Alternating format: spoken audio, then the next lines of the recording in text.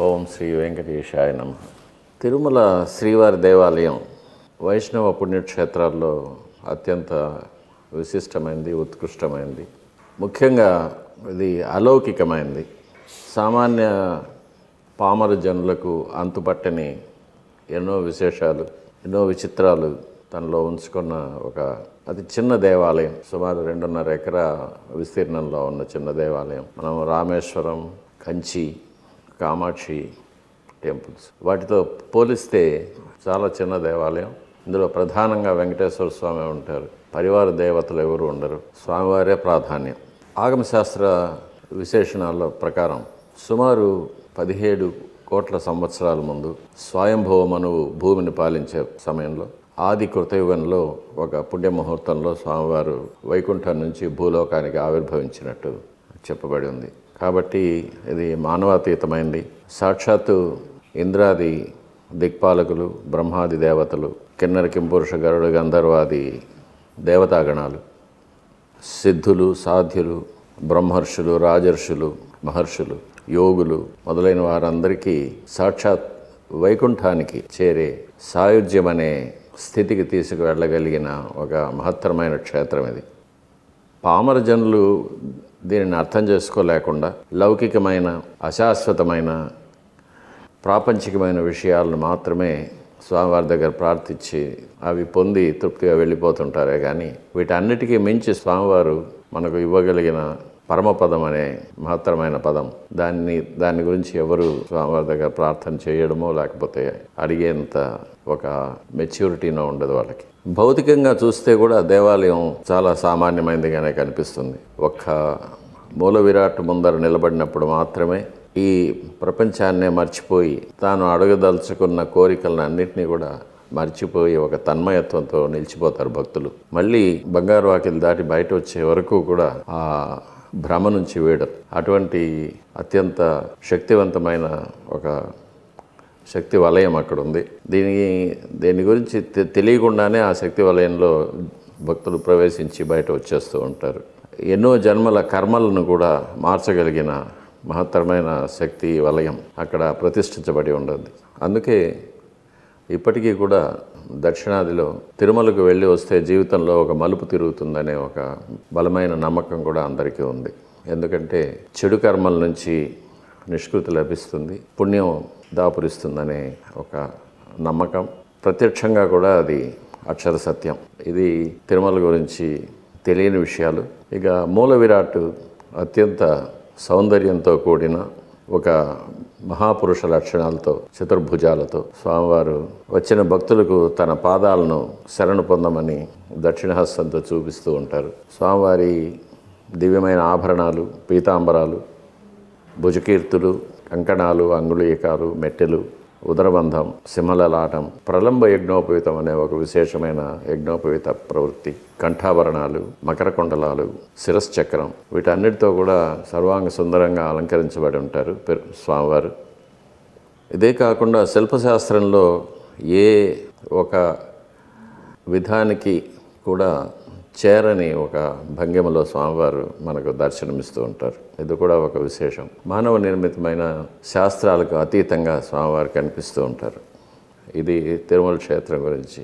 ఇక భక్తులు అక్కడ ఒక 2-3 క్షణాలు మాత్రమే ఉండి దేవాలయం నుంచి బయటకు అవసరంగా వచ్చేస్తుంటారు. కాబట్టి అక్కడ ఎవరిని ప్రశ్నించి తెలుసుకోగలిగిన అవకాశాలు లేవు. కాబట్టి చెప్పగలిగే వారు కూడా అక్కడ ఎవరు ఉండరు. కాబట్టి భక్తులు వారి వారి ప్రవృత్తికి తగినట్లుగా స్వామివారిని గురించి ఎన్నో ఊహించుకుంటూ ఉంటారు. అవే ఎన్నో కల్పనలుగా బయట వస్తూ ఉంటాయి. స్వామివారి దేహం మెత్తగా ఉంటుందని, స్వామివారికి చెమట పడుతుందని, స్వామివారికి వెనుక వెంట్రుకలు ఉంటాయని, స్వామివారి నిర్మాల్యం పుష్పాలు స్వామివారి వెనక ఒక బిలంలో వేసేస్తూ ఉంటారని, స్వామివారి సన్నిధి దగ్గరగా సముద్రపు హోరు వినిపిస్తూ ఉంటుందని, ఇలా రకరకాలైన ఊహలు, కల్పనలు వినిపిస్తూ ఉంటాయి. అవన్నీ అబద్ధమని చాలాసార్లు నేను కూడా మీడియాలో చెప్పున్నాను. కాబట్టి ఇది అత్యంత సామాన్యమైన దేవాలయం భౌతికంగా. కానీ పారభౌతికంగా అలౌకికమైనది. ఈ భూమండలంలో కాకుండా ఈ అనంత విశ్వంలో ఎక్కడ లేనట్టి ఒక వరప్రసాది అయిన భగవంతుడు వెంకటేశ్వర స్వామి. వెంకటాద్రి సమం స్థానం బ్రహ్మాండే నాస్తి కించనాత్. బ్రహ్మాండంలోనే ఎక్కడ వెంకటాచలం వంటి పవిత్రమైన క్షేత్రం లేదని, వెంకటేశ సమోదేవో న భూతో న భవిష్యతి అని వరప్రసాది అయిన వెంకటేశ్వర స్వామిని పోలిన భగవంతుడు భూత భవిష్యత్ వర్తమాన కాలాల్లో ఎక్కడా లేదని పురాణాల్లో కూడా చెప్పబడి ఉంది. కాబట్టి ఇది అక్షర సత్యం. అది స్వామివారి దగ్గర స్వామివారిని ఒక్క క్షణం స్వామివారి ముందు నిలబడిన వారికి ఇప్పుడు నేను చెప్పిందంతా అర్థమవుతుంది. గురుజీ, చాలాసార్లు జనాలంతా అనుకునేది ఏంటంటే ప్రపంచంలో ఎన్నో ప్రసిద్ధిగాంచిన ఆలయాలు ఉన్నాయి, కానీ శ్రీ వెంకటేశ్వర స్వామికే అంత ప్రసిద్ధి ఎలా వచ్చింది? ఈరోజు ప్రపంచంలోనే ధనిక ఆలయంగా కూడా పిలువబడుతుంది. సో అది ఎలా టర్నింగ్ తీసుకుంది? అంటే ఆ రోజు స్వయంగా వెలిసిన స్వయంభూ ఆలయం నుండి ఈరోజు ఇంత ధనిక ఆలయంగా పిలువబడుతుంది. ఇది ఎలా సాధ్యమైంది స్వామి? అది స్వామివారు భక్తులకి ఎవరెవరికి ఏమేమి అనుగ్రహం చేస్తారో మనకు తెలియదు. ఒక్కొక్క భక్తుడికి స్వామివారు ఏదో విధంగా అనుగ్రహం చేసి ఉంటారు. ప్రతి భక్తుడి దగ్గర ఒక కథ ఉంటుంది, స్వామివారు తనకి ఇది చేశారని. ఇప్పుడు కొండ మీద 70,000 మంది భక్తులు ఉంటే మీరు వెళ్ళి వాళ్ళని పలకరిస్తే 70,000 కథలు దొరుకుతాయి మీకు. కాబట్టి తిరుమలకు వచ్చి వట్టి చేతులతో వెళ్ళిన వారు ఎవరు లేరు. స్వామివారు అనుగ్రహం ప్రతి వారికి ఇస్తూనే ఉంటారు. స్వామివారి స్వయంగా స్వామివారి మాటల్లో చెప్పాలంటే బ్రహ్మాది దేవతలకు ఒక వాక్కు ప్రదానం చేస్తారు.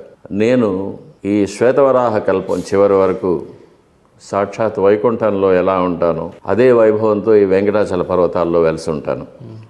ఇక్కడ ఒక భ్రమను కల్పిస్తాను. ఆ భ్రమను చూసి భక్తులందరూ ఇదే భగవంతుడు అనుకొని అల్పమైన కోరికలు కోరుతూ ఉంటారు.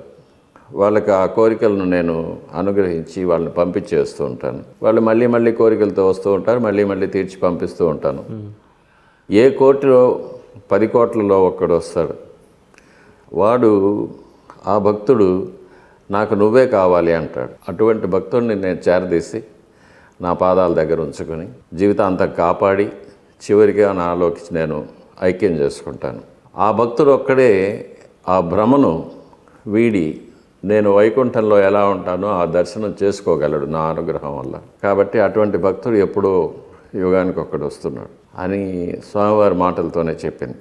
కాబట్టి భక్తులు తమ కోరికలు తీరగానే స్వామివారికి ఒక కృతజ్ఞత చెప్పే విధంగా వాళ్ళకి తోచిన కానుకలు కానీ, వాళ్ళు వేడుకున్న విధంగా కానీ, మొక్కుకున్న విధంగా కానీ ఏదో విధంగా స్వామివారికి కానుకలు సమర్పించుకుంటూ ఉంటారు. కాబట్టి ఎక్కువ మంది భక్తుల కోరికలు తీరుతూ ఉంది కాబట్టి ఎక్కువ కానుకలు వస్తూ ఉంటాయి స్వామివారికి. గురుజీ, యాక్చువల్లీ ప్రపంచంలో ఇన్ని ఆలయాలున్నా శ్రీ వెంకటేశ్వర ఆలయానికి మాత్రమే ఎందుకు ఆ ధనిక ఆలయంగా పేరు వచ్చింది అని అంటే ఏం చెప్తారు? అదే స్వామివారికి భక్తులు ఎక్కువ. ప్రపంచంలో చాలా ఆలయాలు ఉన్నాయి కదా స్వామి, అన్నిటికీ కూడా అలా రావచ్చు. వాళ్ళ కోరికలు తీరాలి కదా. అచ్చా. సో అత్యధిక ఇక్కడ తీరినట్టుగా ఎక్కడ తీరదు కదా. వెంకటేశ్వర స్వామి వారు ఉన్నారంటారు. ఇక్కడ కోరికలు తీరినట్టు ఇంకా ఏ క్షేత్రంలోనూ తీరదు. అందువల్ల స్వామివారి కానుకలు ఎక్కువ వస్తూ ఉంటాయి. అదే కారణం, ఇంకేం కారణం లేదు. స్వామివారికి వెంకటాద్రి అని, నీలాద్రి అని, అంజనాద్రి అని ఇలా ఎన్నో పేర్లు ఉన్నాయి. ఇలా ఎందుకు అండ్ ఎన్ని పేర్లు ఉన్నాయి దాని గురించి కొద్దిగా. అది స్వామివారు అనుగ్రహించిన భక్తుల యొక్క పేర్లతో ఆయా పర్వతాలు వెలిసి ఉంటాయి. అంజనాదేవిని అనుగ్రహించినందువల్ల అంజనాద్రి అని, గరుత్మంతుడు ఆదిశేషుడు ఇద్దరు వైకుంఠం నుంచి ఆ క్రీడా పర్వతాన్ని ఇక్కడ తీసుకొచ్చిన దానివల్ల గరుడాద్రి అని, శేషాద్రి అని, నీలుడనే వానరుడు తపస్సు చేసి మోక్షం పొందినందువల్ల నీలాద్రి అని, వృషభాసురుడిని సంహరించిన దానివల్ల అతని కోరిక మీద ఆ కొండకు వృషభాద్రి అని, దేవతలందరూ నివసించడం వల్ల వృషాద్రి అని, ఇలా రకరకాల పేర్లు. ఇవే కాకుండా ఈ 7 పేర్లే కాకుండా తిరుమలకు దాదాపు ఒక 30 కారణాంతరాల వల్ల ఏర్పడిన పేర్లు ఉన్నాయి. ఒక్కొక్క యుగంలోనూ వెంకటాచల పర్వతాలను ఒక్కొక్క పేరులో పిలిచేవాళ్ళు. అలాంటివి చాలా ఉన్నాయి. గురుగారు, ఇప్పుడు మనం ప్రజెంట్ కలియుగంలో ఉన్నాం. కలియుగంలో ప్రపంచం అంతా అంతమైపోతుందని ఇటు గీత కానీ, లేదా బైబిల్ కానీ, లేదంటే ఖురాన్ కానీ ఏ మత గ్రంథాన్ని చూసినా కూడా తొందరలో సృష్టి అంతా కూడా నాశనం అయిపోతుంది అని చెప్తూ ఉంటారు. ఎంతవరకు నిజం ఇది? కలియుగంతో అంతం కాదు, యుగం అంతం అవుతుంది అంతే, ప్రపంచం అంతం కాదు. కలియుగం అంతమవుతుంది, మళ్ళీ కృతయుగం ప్రారంభమవుతుంది. కలియుగాంతంలో 7/6 మంది చనిపోతారని, 7/1 మాత్రం బ్రతుకుతారని, అది పుణ్యాత్ములు, యోగులు, సిద్ధులు, మహర్షులు, ఆధ్యాత్మిక చింతన, నిజమైన ఆధ్యాత్మికవేత్తలు, దైవభక్తులు, వీళ్ళు మాత్రం జీవిస్తారని, వీళ్ళతోనే కృతయుగం మళ్ళీ ప్రారంభమవుతుంది. ఓకే స్వామి, ఇప్పుడు బైబిల్ ప్రకారంగా చూసినా, ఖురాన్ ప్రకారంగా చూసినా ఈ భూమి అనేది దేవుడు అనేవాడు సృష్టించాడు, ఈ ఆకాశాన్ని కూడా దేవుడే సృష్టించాడు అని అంటారు. వాళ్ళ గ్రంథం ప్రకారంగా మొదటి మానవుడు ఆదాము, హవ్వ అని అంటారు. సో మన గ్రంథం ప్రకారంగా మొదటి మానవుడు ఎవరు, ఆకాశాన్ని సృష్టించింది ఎవరు, భూమిని సృష్టించింది ఎవరు అని అంటే ఏం చెప్తారు? పంచభూతాలు కూడా మహావిష్ణువు నుంచే ఉద్భవించిందని ఉపనిషత్తులు చెప్తుంది. తర్వాత బ్రహ్మ మానస పుత్రుడుగా పుట్టిన మను అనే దేవత, అతని సంతతి వారు మానవులు అంటారు. అలా మనువులు ఒక్కొక్క మన్వంతరంలో ఒకరొకరు వస్తారు, వారి సంతతి వారు భూమిలో ఉంటారు అన్నమాట. అతను ప్రజాపతులు అంటారు వాళ్ళని, వాళ్ళ నుంచే మానవులు సృష్టింపబడుతూ ఉంటారు. ఏడుకొండలవాడ వెంకటరమణ గోవింద గోవింద అని అంటారు. అలాగే ఆపద మొక్కలవాడ వెంకటరమణ గోవింద గోవింద అని అంటూ ఉంటారు. వీటికి ఉన్న అర్థాలేంటి స్వామి? ఆపద మొక్కుల వాడంటే స్వామివారు, ఇప్పుడు మనం తిరుమలలో చూస్తూ ఉంటాం, నిలువు దోపిడి అని ఒక ప్రార్థన ఉంటుంది. ఒకరు చావు బతుకుల్లో ఉన్నప్పుడు, లేక ఏదైనా అత్యంత కష్టమైన పరిస్థితుల్లో ఇంకా తీర్చుకోలేమనే పరిస్థితుల్లో ఉన్నప్పుడు, అలాంటప్పుడు ఇంకా అన్నిధా శరణం నాస్తి త్వమేవ శరణం మమ అని స్వామివారిని పాదాలు పట్టుకుంటారు, ప్రార్థన చేసుకొని, నాకు ఈ కష్టం తీరిందంటే ఇప్పుడు నా ఒంటి మీద ఏది ఉందో అవన్నీ కూడా నీకు కానుకగా ఇచ్చేస్తానని మొక్కుకుంటారు. అలాంటి సమయంలో వారి కష్టాలు తీరిపోతుంది. అప్పుడు వాళ్ళ ఒంటి మీద ఏదేది ఉన్నాయో, నగలు కానీ, చీర కానీ, మాంగళ్యం కూడా, తాళిబొట్టు కూడా స్వామివారికి తీసుకొచ్చి సమర్పణ చేస్తారు. కొత్త తాళిబొట్టు చేసుకొని లోపల వచ్చి స్వామివారిని దర్శనం చేసుకున్న తర్వాత హుండీ దగ్గర వచ్చి కొత్త తాళిబొట్టు ముందు వేసుకొని తర్వాత పాత తాళిబొట్టు తీసి హుండీలో వేసేస్తారు. అది ఆపద మొక్కల వాడు అనేది. ఆపద సమయంలో ఇంకెవ్వరూ ఏమీ చేయలేని సమయంలో స్వామివారిని శరణం అంటారు, అదే ఆపద మొక్కల వాడు. గోవింద అనేది సంస్కృత పదంలో గోవింద అన్నప్పుడు, గోవిందుడు అన్నవాడు వేదాలను రక్షించినవాడు అని అర్థం దానికి. అది కృష్ణావతారంలో స్వామికి, కృష్ణ పరమాత్మకు అది సార్థకంగా గోవింద అని వచ్చింది. కానీ సహస్రనామంలో గోవిందనామం మొదటి నుంచే ఉంది, అది వేదాలను రక్షించిన వాడని. కృష్ణ పరమాత్మగా గోవింద అంటే గోవులను పాలించిన వాడని. స్వామి, ఒక చిలిపి ప్రశ్న ఏంటంటే, ఏదైనా వస్తువు పోయినప్పుడు కానీ, లేకపోతే అనుకున్న పని జరిగినప్పుడు అయిపోయిందా కాలేదా అని అంటే ఇంకా గోవిందేనా అంటారు, గోవిందా అంటారు, లేదంటే స్వామివారికి చేరిపోయిందని అర్థం. అచ్చా, అంటే ఇప్పుడు ఈ కాలంలో కూడా ఏదైనా ఫోన్ పోయిందా అని అంటే పోగొట్టేసావా అని అంటే ఆ పోగొట్టానంటే గోవిందా అంటారు. ఇంకా అది ఈ మధ్య కూడా ఒక చోట యూట్యూబ్లో అక్కడ చూశాను, మన వైదిక సాంప్రదాయాల్లో ఉండే అత్యంత పవిత్రమైన పదాలన్నిటినీ కూడా కొన్ని తక్కువ చేసి దాన్ని వేరే విధంగా ఆ పదాలను వాడడము అనేది, అది మన హైందవ ధర్మం మీద జరుగుతున్న ఒక దాడి అది స్వామి. అదే వేరే మతాల్లో జరగదు, మన మతాల్లోనే మన వాళ్ళే మనమే వాడుతూ ఉంటాం అట్లాంటి పేర్లు. అది కలిధర్మం అంతే, అందుకన్నా ఇంకేం చెప్పలేము. ఆ కలియుగంలో ఇటువంటివి అప్రాచ్య పనులు, అపచారాలు, అపరాధాలు ఎక్కువగా ఉంటాయి. దైవ దూషణ, వేద దూషణ ఇవన్నీ ఎక్కువగా ఉంటుంటాయి. సో దీని గురించి చాలా యంగ్స్టర్స్ తెలుసుకోవాలని కోరుకుంటున్నాను దీని గురించి అయితే, ఎందుకంటే ఏదైనా పోతే గోవింద అని సరదాగా. అది మన పెద్దవాళ్ళు, ప్రాచీనులైన మన మహర్షులు వాళ్ళు కానీ, వాళ్ళందరూ కూడా ఈ పదాలన్నింటినీ కూడా వేదాల్లో నుంచి తీసి మనకు అప్పచెప్పారు. వాటిని అత్యంత పవిత్రమైన పరిస్థితుల్లో వాడుతూ ఉంటాం. అటువంటి దాన్ని ఇటువంటి నీచమైన కార్యాలకు, నీచమైన సందర్భాల్లో వాడడం అనేది ఒక మహాపాపం. స్వామి, ఇంత ప్రసిద్ధి చెందిన శ్రీ వెంకటేశ్వర ఆలయానికి మీరు ప్రధాన అర్చకులుగా కావటం అసలు ఎలా జరిగింది స్వామి? అది స్వామివారి అనుగ్రహం అంతే, స్వామివారి సంకల్పం. అంటే మీరు ప్రధాన అర్చకులుగా ఎలా మారారు స్వామి? ప్రధాన అర్చకులు అనేది పదవి అది ఈ మధ్య ఏర్పడిందండి. అది రాజకీయాల్లో జరిగిన ఒక కుట్ర. అది 4 కుటుంబాలు ప్రాచీనంగా స్వామివారి సేవలో ఉన్నాయి. ఆ 4 కుటుంబాల్లో పెద్ద చిన్న ఏది ఉండదు, అందరూ సమానంగా ఉండేవాళ్ళం. కానీ ఈ 4 కుటుంబాల మధ్య చిచ్చుబెట్టి, అన్నదమ్ముల మధ్య చిచ్చుబెట్టి వాళ్ళని వేరు చేసి వాళ్ళ మధ్య విరోధాలు కల్పించి తిరుమల దేవాలయం యొక్క నిర్వహణ వాళ్ళు తీసుకోవాలనే ఒక దురుద్దేశంతో ఈ ప్రధాన అర్చక అనే పదవిని సృష్టించి అది ఒక 4గురికి మాత్రం ఇచ్చి మిగిలిన వాళ్లకు వాళ్ళ మీద ద్వేషాన్ని రగిలేటట్టు చేశారు. స్వామి, మీ కుటుంబ నేపథ్యానికి వచ్చిన లేకపోతే మీ వ్యక్తిగత జీవితం కానీ ఎక్కడి నుంచి ఎలా ప్రారంభమైంది, అది చివరికి ఈరోజు ప్రధాన అర్చకులుగా మీరు ఉండటం అనేది మీ ప్రయాణం ఎలా జరిగింది? ప్రధాన అర్చకులు అనేది వాడద్దండి అసలు, ఆ పదమే అసలు అర్థం లేదు, అక్కడికి ఏమి లేదు. ప్రధాన అర్చకులు అంటే ఏదో ఒక 10 రూపాయలు ఎక్కువ వస్తుంది, సంభావన ఎక్కువ ఇస్తారు అంతే, అంతకన్నా అక్కడ ఏమీ లేదు. జీవితం ఎలా ప్రారంభమైంది? అంతకుముందు తొండమాన్ చక్రవర్తి కట్టించిన దేవాలయం ఉండేది. అది కొన్ని నైసర్గిక వైపరీత్యాల వల్ల భూగతమైపోగా స్వామివారి యొక్క బింబం కూడా భూగతమైపోయి ఉంటుంది. అప్పుడు కొన్నేళ్ల తర్వాత ఆ సమీపంలో ఒక వేణుగోపాల స్వామి ఆలయంలో ఉండే అర్చకులు గోపీనాథులు అని పేరు ఆయనకు స్వామివారు స్వప్నంలో కనబడి ఇలా కొండ మీద స్వామి పుష్కరిణి తీరానికి దక్షిణ నైరుతిలో ఒక సంపంగి వృక్షము, తింత్రిణి వృక్షం 2 ఉన్న చోట కింద చీమల పుట్టలో నేనున్నాను, నన్ను బయటికి తీసి అక్కడే అదే చోట ప్రతిష్ఠించవలసిందని స్వామివారు ఉత్తర్విస్తారు.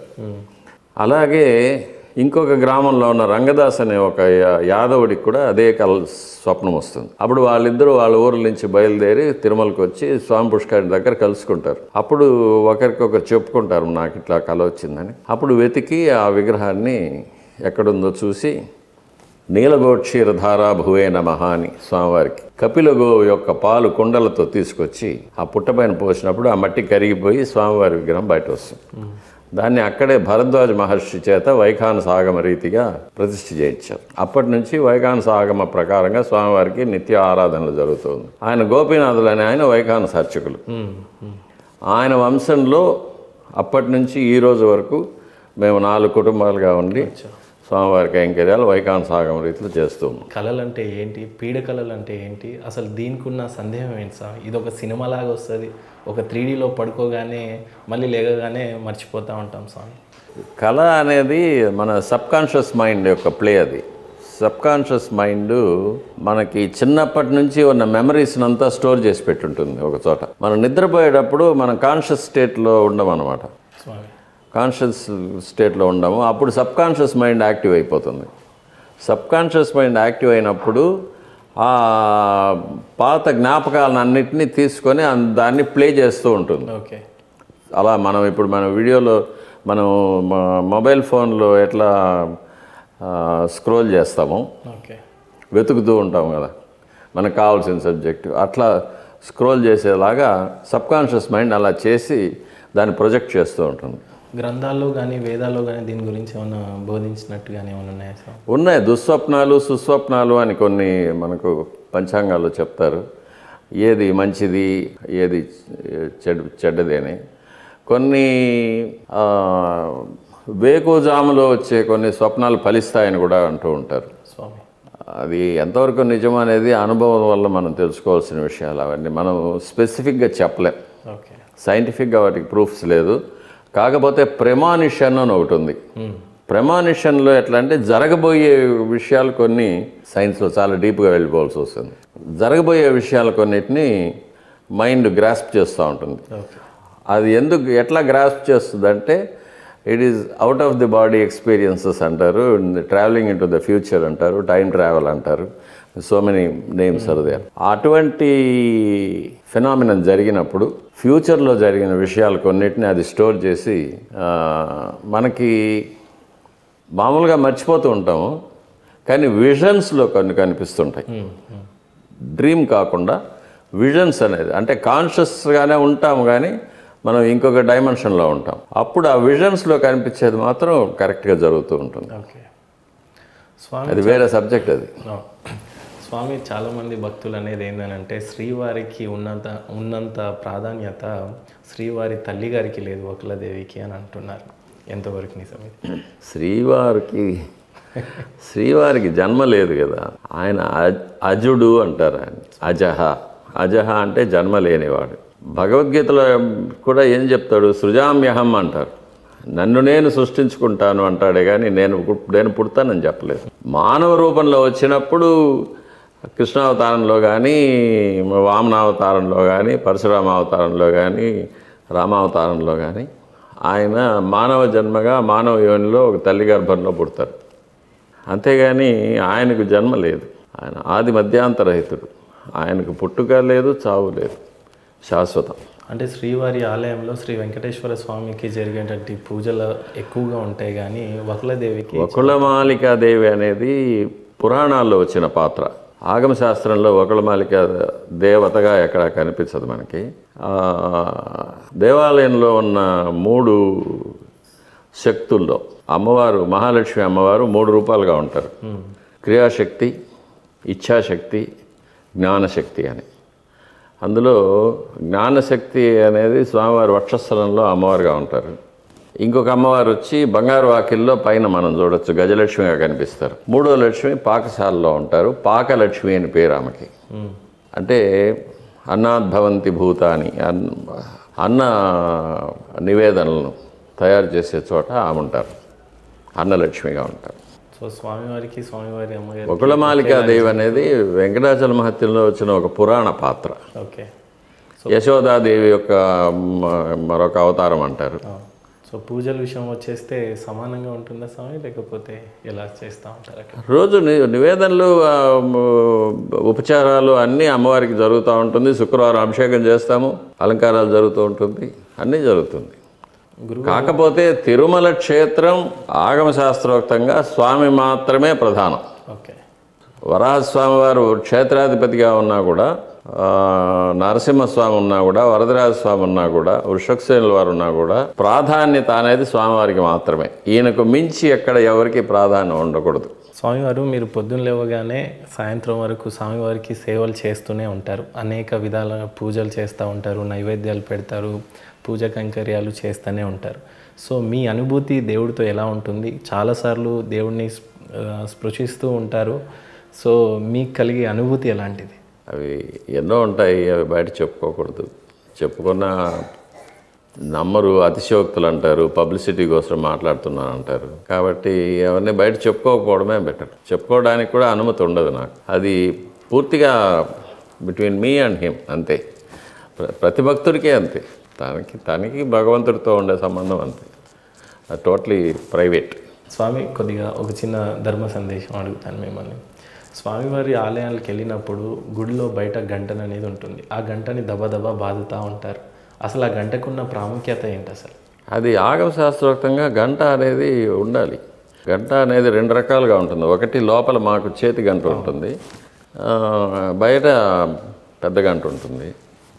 లోపల చేతి గంట వచ్చి ఉపచారాలు స్వామివారికి సమర్పించేటప్పుడు ఏకాంతమైన ఉపచారాలు, ధూపదీపాలప్పుడు, నివేదనలప్పుడు, లేక కొన్ని మంత్రాలు, రహస్యమైన మంత్రాలు ఉచ్చరించేటప్పుడు బయట ఎవరికి వినిపించకూడదనే కోసం ఆ గంట ఉంటుంది. ఆగమశాస్త్రంలో ఆగమార్థంతు దేవానాం గమనార్థంతు రక్షసాం ఘంటాం సంతాడ్య అంటారు. అంటే దేవతలను ఆహ్వానించడానికి, భూత ప్రేత పిశాచాదులను తరిమేయడానికి ఆ గంట శబ్దం వినిపిస్తుంది.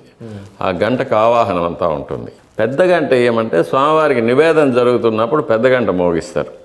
పెద్ద గంట మోగించినప్పుడు స్వామివారికి నివేదన అవుతుందని భక్తులకు తెలుస్తుంది. ఎంతోమంది భక్తులు స్వామివారి నివేదన తర్వాతే భోజనం చేస్తుంటారు. కాబట్టి అది తర్వాత దర్శనం కోసం మనం కాచుకొని ఉండాలి. దర్శనం ఇప్పుడు లేదనేది వాళ్ళకి తెలుస్తుంది. ఓపికగా కాచుకొని ఉంటారు వాళ్ళు. అందుకు గంట. తిరుపతి బాలాజీ టెంపుల్కి వస్తున్నప్పుడు చాలామంది అనుకునేది ఏంటంటే విఐపీలకైతే సపరేట్ ఒక మార్గం ఉంటుంది, రిఫరెన్సెస్ పైన ఒకలాగా భక్తులకు ఒక దారి ఉంటుంది. అంటే డబ్బు ఉన్న వాళ్ళకి ఒక విధంగా, పేదవాడికి ఒకలాగా అనేది చిన్నగా బాధపడుతూ ఉంటారు. దాని గురించి నేను మాట్లాడకూడదు. ఎందుకంటే ఇది ఆగమ శాస్త్రానికి సంబంధించింది కాదు, ఇది అడ్మినిస్ట్రేషన్కి సంబంధించింది. కాబట్టి దీనిపైన కామెంట్ చేయాలి. I'm not an administrator. నేను అర్చకుడిగా స్వామివారికి ఆరాధన చేస్తాను. స్వామివారికి ఆరాధన చేసేటప్పుడు అక్కడ ఎవరున్నారనేది నాకు అనవసరం. ఒక్క భక్తుడున్నా సరే, 1,00,000 మంది భక్తులున్నా సరే, ఆ ఒక్క భక్తుడు కూడా లేకపోయినా సరే, ఆ వచ్చిన ఒక్క భక్తుడు మహారాజా, చక్రవర్తి, మంత్రి, సీఎం, ప్రైమ్ మినిస్టర్, ఆఫీసర్ అనేది నాకు అనవసరమైన విషయం. నాకు యజమాని భగవంతుడు. కాబట్టి ఆయనకు మంత్రలోపం లేకుండా, క్రియాలోపం లేకుండా, భక్తి లోపం లేకుండా, ద్రవ్యలోపం లేకుండా, ఆయనకు సంపూర్తిగా ఏకాగ్రతతో నా మనసు ఇటువైపు రాకుండా, భక్తుల వైపు రాకుండా, భగవంతుడి వైపు మాత్రమే మనసు ఉంచి ఆయన మీద పూర్తి భక్తితో స్వామివారికి ఉపచారాలు చేయడం, స్వామివారి కైంకర్యాలు చేయడం మాత్రమే నా డ్యూటీ. బయట ఏం జరుగుతుందనేది నాకు సంబంధం లేని విషయం. స్వామి, మీరు దేవుడికి ఎక్కువ భయపడతారా, దయ్యానికి ఎక్కువ భయపడతారంటే ఏం చెప్తారు? భగవంతుడు ఉన్నాడని నాకు తెలుసు కాబట్టి భగవంతుడికి భయపడతాను. దెయ్యాలు ఉన్నాయన్నది నాకు తెలియదు కదా, నేను ఎప్పుడు చూడలేదు. అవన్నీ భగవంతుడు అన్నిటికన్నా ఉన్నతమైన శక్తి. అది ఉన్నప్పుడు ఇంకా మిగతావే ఉండవు. భయపడాల్సిన పని ఏం లేదు. ఎందుకంటే మనం అపచారం చేసినప్పుడు, తప్పు చేసినప్పుడు భయపడతామే కానీ, మా ఇంట్లో మా తాతగారితో ఉన్నట్టే ఉంటాం మేము మా స్వామితో. మా రిలేషన్షిప్ తాత మనవడిలాగా ఉంటుంది. కాబట్టి భయపడాల్సిన, తాత దగ్గర మనవడు భయపడ్డు. ఓకే. కాబట్టి మా రిలేషన్షిప్ అలాగే ఉంటుంది. మేము తాతగారితో ఆర్గ్యూ చేస్తాము, కోపం చేసుకుంటాము, బతిమలాడుకుంటాము. వెళ్ళేటప్పుడు ఊరికి వెళ్ళి వస్తానని చెప్పేసి వస్తాను. తిరిగి వెళ్ళిన తర్వాత బాగున్నావా అని అడుగుతారు. గుడికి వెళ్ళినప్పుడు ఇన్ని లక్షల మంది భక్తులు వెళ్తున్నారు కదా, నాకు ఇది కావాలి అది కావాలని అడుగుతారు కదా. ఏ ఒక్క భక్తుడైనా స్వామి మీరు బాగున్నారా, మీకు నైవేద్యం జరిగిందా, నైవేద్యం తృప్తిగా ఉండిందా, రుచిగా ఉండిందా, మీకు విశ్రాంతి దొరికిందా, ఎవరైనా అడుగుతారా? అడిగారు స్వామి. తనకు కావాల్సింది మట్టుగా అడుగుతారు. కానీ మేము అడుగుతాం, ప్రతిరోజు అడుగుతాం స్వామి దగ్గరికి వెళ్ళి. అది నాకు భగవంతుడికి ఉన్న రిలేషన్షిప్. ఇది ఇంకేది కావాలని అడగను. అంతటి మహాభాగ్యమే మీకు దక్కినప్పుడు ఇంకా బహుశా అంతకు మించి అందరికీ ఉంటుంది. అది everybody should develop that type of affinity towards God.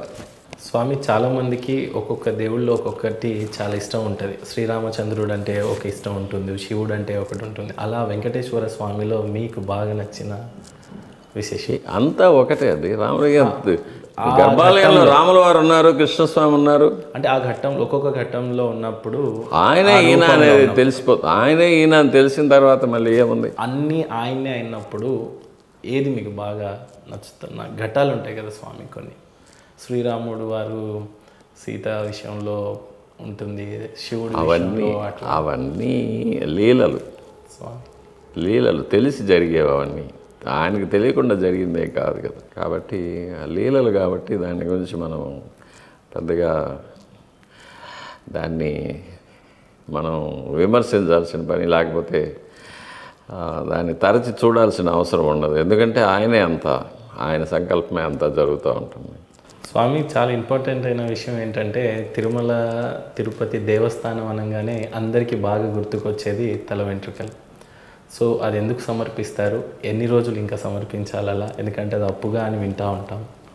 అదేమీ లేదు. తల వెంట్రుకలు అనేది ఒక మనిషికి, ప్రతి మనిషికి, స్త్రీలకైనా పురుషులకైనా అందాన్ని ఇచ్చే ఒక విషయం. కాబట్టి దాన్ని స్వామివారికి సమర్పించుకుంటే తన యొక్క సౌందర్యాన్ని, అందాన్ని స్వామివారికి సమర్పించుకుంటున్నాం అనేది ఒకటి. వెంట్రుకల్లో మనం చేసిన పాపాలన్నీ నిక్షిప్తమై ఉంటుందనేది. అందువల్ల మనం చేసిన పాపాలన్నీ కూడా స్వామివారికి సమర్పించేసుకొని పుణ్యం సంపాదించుకుంటామనేది ఆ వెంట్రుకలు వచ్చేసేది. అది ఆ పరమార్థం. అది స్వామి, పాపాలు పుణ్యాలు అంటే గుర్తుకొచ్చింది. ఏదైనా పాపం చేస్తే దానికి పరిదోషంగా ఏదైనా పుణ్యాలు చేస్తే పోతుంది అని అంటారు. అది ఎంతవరకు నిజం? నాకు తెలియదు ఆ విషయాలు. పాపం అనేది తెలిసి చేయడం మహాపాపం. తెలియకుండా చేస్తే అపచారం, తెలిసి చేస్తే మహాపాపం అవుతుంది. తెలిసి చేసిన మహాపాపాలకి పరిహారం అనేది ఉండదు, అనుభవించాల్సిందే. కృష్ణ పరమాత్మ చెప్తారు కదా, నాకు కావలసిన వారు ఎవరు లేదు, నాకు శత్రువులు ఎవరు లేరు. వాళ్ళ పాపపుణ్యాలను అనుసరించి వాళ్లకు కర్మఫలాలు అనుగ్రహిస్తూ ఉంటాను, అంతేగాని నేను చేసేది ఏమీ లేదని వస్తారు. తను తప్పుకుంటాడు. కాబట్టి మన వైదిక ధర్మం అనేది కర్మ సిద్ధాంతం పైన ఉంటుంది. కాబట్టి మనం ఏది మంచిది చేస్తే మంచి జరుగుతుంది, చెడు చేస్తే చెడు జరుగుతుంది. సో చెడు చేసి పుణ్యం చేసినంత మాత్రాన పాపం అయితే పోదు. అది వేరే సబ్జెక్ట్ అది. ఓకే. స్వామివారిని, వెంకటేశ్వర స్వామివారిని కలియుగ దైవం అని అంటారు. ఎందుకంటారు స్వామి? అది ఒక శ్లోకంలో కృతయుగే నారసింహస్య త్రేతానాం రఘునందన ద్వాపరే వాసుదేవస్య కలో వెంకటనాయక.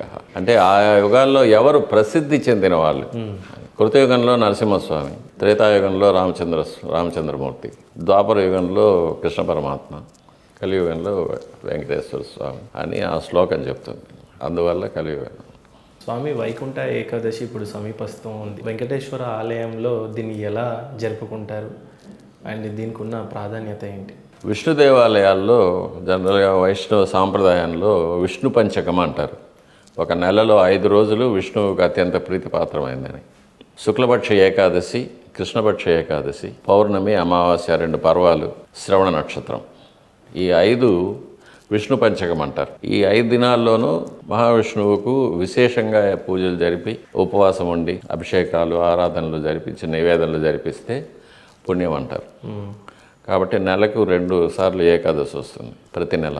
అందులో పుష్యమాసంలో వచ్చే ఏకాదశి వైకుంఠ ఏకాదశి అని దానికి పేరు.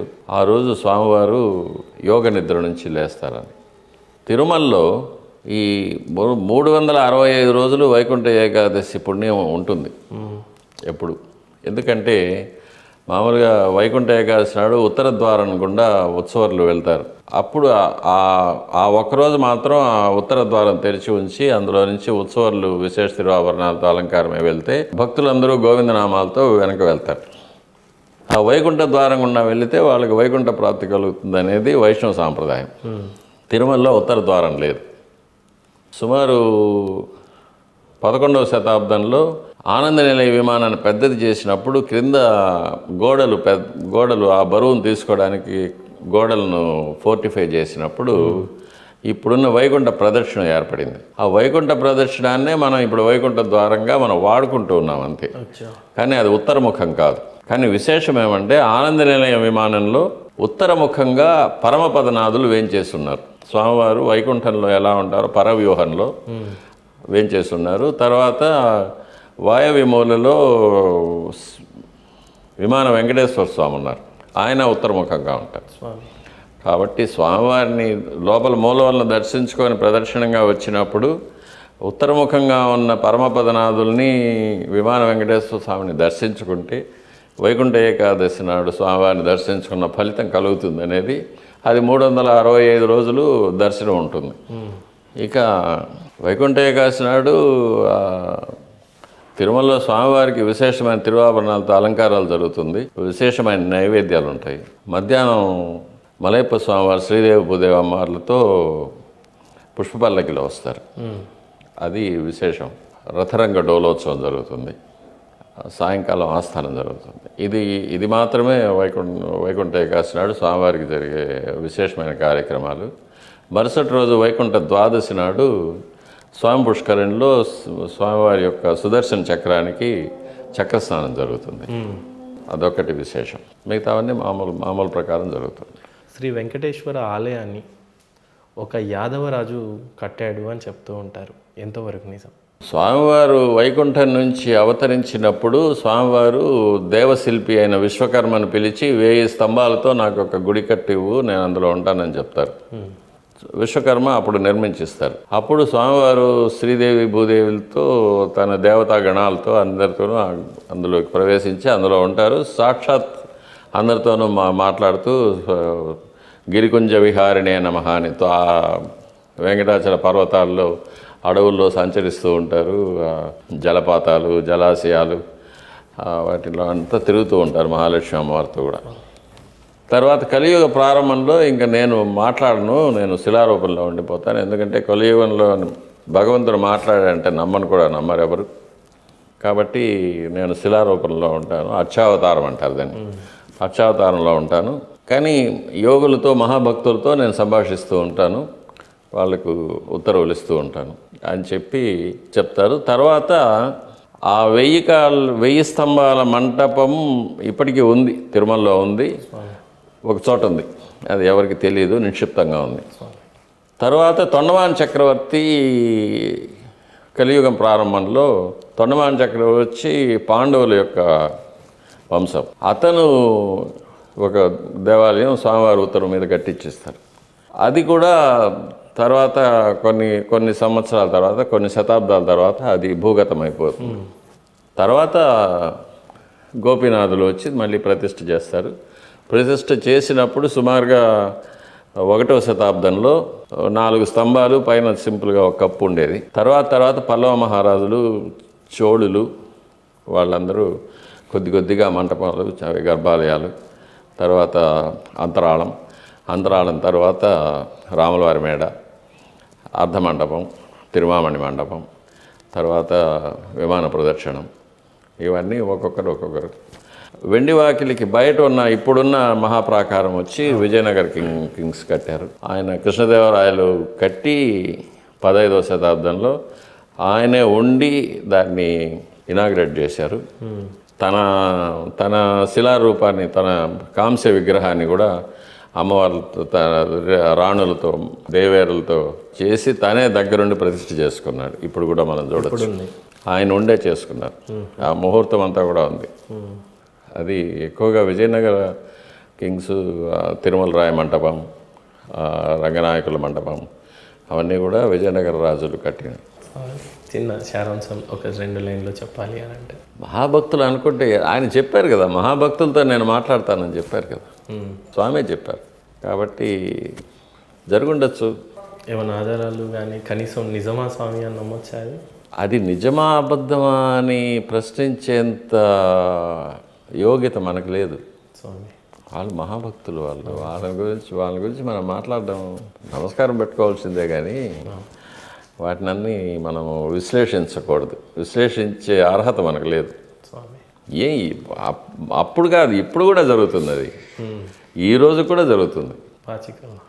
పాచికలే కాదు, ఎన్నో రకాలుగా స్వామివారు కనిపిస్తూ ఉంటారు, మాట్లాడతారు, ఏదో చేస్తుంటారు. ఆయన చేసే పనులు ఆయన చేస్తారు. అది వాళ్ళకి మధ్య బయట చెప్పుకోరు. స్వామి, ఫైనల్గా సిగ్నేచర్ స్టూడియోస్ వేదికగా 2 తెలుగు రాష్ట్ర ప్రజలకి మీ ఆశీర్వచనం ఇవ్వాలని ఆశిస్తున్నాను. సిగ్నేచర్ స్టూడియోస్ సంస్థకు శ్రీ వెంకటేశ్వర స్వామి వారి దివ్యమైన అనుగ్రహం ఉండాలని, ఇది దినదినాభివృద్ధి చెందాలని, ఒక మహత్తరమైన ఆధ్యాత్మిక సంస్థగా కానీ, ఆధ్యాత్మిక చింతనను పెంపొందించే విధంగా కానీ, ఉభయ రాష్ట్రాలు, ఆంధ్రప్రదేశ్ కనుక తెలంగాణలోని వెంకటేశ్వర స్వామివారి భక్తులందరికీ, ఆధ్యాత్మికవేత్తలకి అందరికీ కూడా కావాల్సినంత పుణ్యక్షేత్రాల గురించి అనేకమైన సమాచారాలు, అందులో జరిగే ఉత్సవాదుల గురించి కూడా దృశ్యకావ్యాలుగా ఆయా క్షేత్రాల యొక్క మహిమలు, ఆయా క్షేత్రాల యొక్క చరిత్రలు, అక్కడక్కడి మహాభక్తుల యొక్క ఉదంతాలు, వీటన్నిటినీ కూడా సామాన్య భక్తులందరికీ కూడా తెలియజేయడంలో సిగ్నేచర్ స్టూడియోస్ ముందడుగు వేస్తుందని, ముందుగా ఉంటుందని, ప్రప్రథమంగా ఇంకా దినదిన ప్రవర్తమానంగా వర్ధిల్లాలని వెంకటేశ్వర స్వామి వారి వద్ద ప్రార్థన చేస్తూ ఉంటాను. ఓం శ్రీ వెంకటేశాయ నమః. ధన్యవాదాలు స్వామి.